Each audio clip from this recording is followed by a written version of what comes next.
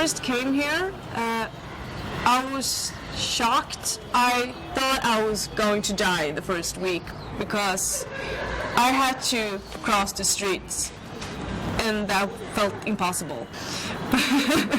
But after being here, it's not different. On the surface, everybody looks different, everything looks different, but when you just come under it, we are all the same. The first reaction from the children is the amazing color of the hair. And I've seen little children, they have called them Barbie dolls. They will poke them and they will say, "Are you for real?" Yeah, I got to come in some museum for free, but my friends pay for them. People treat me like an Indian. They think I'm an Indian. Yeah, people think I'm from Punjab. Yeah, some of them think I'm from Kerala.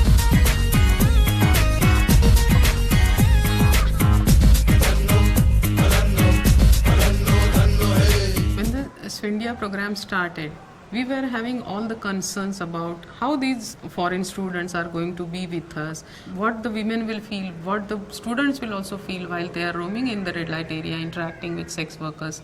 The language is going to be the barrier and all, but gradually we learned that it's really not an issue. The concern, the feelings and the approach the students are having with the women was so obvious and so full with sensitivity and humanity. I think they never felt that they are from different world. So I think the words are coming closer. When they come for training, we interact with them, so we get to learn a lot about their culture.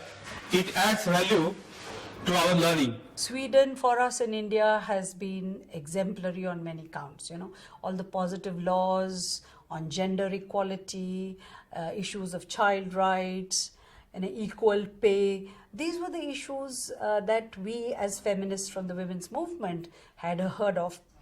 And now with this dialogue, we realize that there are a lot of similar issues. The SwIndia program brings to Deep Griya a rich and cultural experience, and it is sort of building a bridge across cultures where it's a give and take to see how life is on the other side of the planet. There is always this feeling of awe, a feeling of incredulity that makes them wonder, how do we manage things in India? Yeah, to see problems and just stand there and you can't do nothing about it.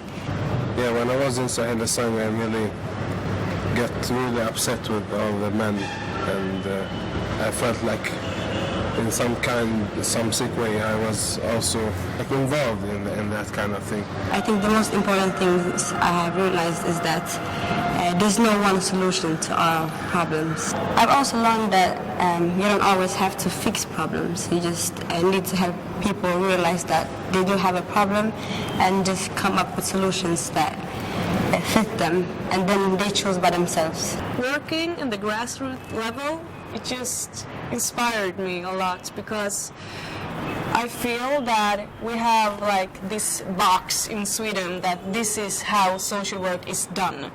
And I'm not so sure about that box anymore. And seeing that the people are the fighters, they are the ones who make the biggest changes, I think I'm more into doing it that way now. It's a different approach. I think in Sweden there's a lot of individual focus, but here you talk about the community, but also the individual in the community. The relationship is the most important thing. Even in Sweden, it's what matters in social work.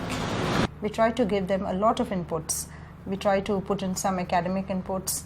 We have family visits, then we take them for rural visits, a lot of fieldwork experiences. So basically it's a lot of cultural, social and experiential learning which goes into the 1 week, and which helps them, I think, to have clear perception of their coming weeks in India. Our students, I think, they benefit the most because they get this exposure of interacting with foreign students. They get a lot of global experiences. They understand social work in another socio-cultural milieu. There's so many people working by their heart, like many volunteers. It's been really inspiring to be in India and see how NGOs work, because they don't have the same security and finance, but they have a lot of creativity that I think that somewhere along the road we got lost in Sweden. One thing is that they are shocked to see how our patient friends who are in recovery, they talk so openly about their problems. Second thing by which they are surprised is the family involvement in the treatment. The students used to ask us a question, we see all the male patients here, what about the females? So we used to get surprised, we don't have any female addiction problem in India. But then the picture started changing. 5 years back we had to start a separate center for women, and actually this idea we got from these students.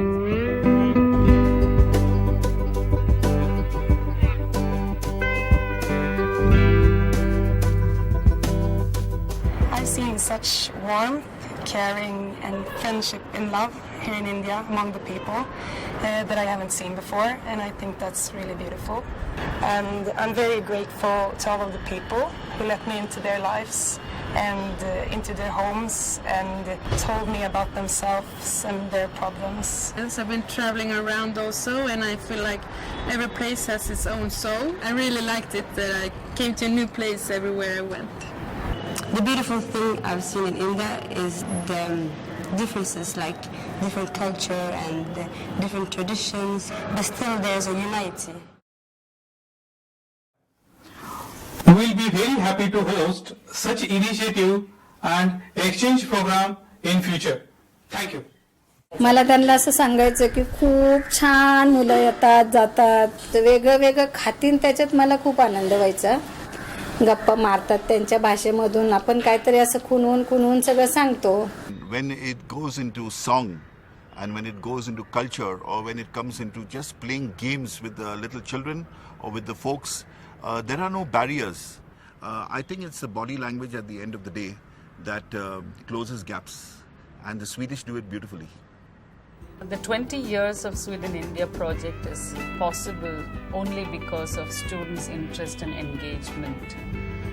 It shows, it comes up again and again that you can't teach culture in classroom, and you can't really get the pulse of people's life from textbooks.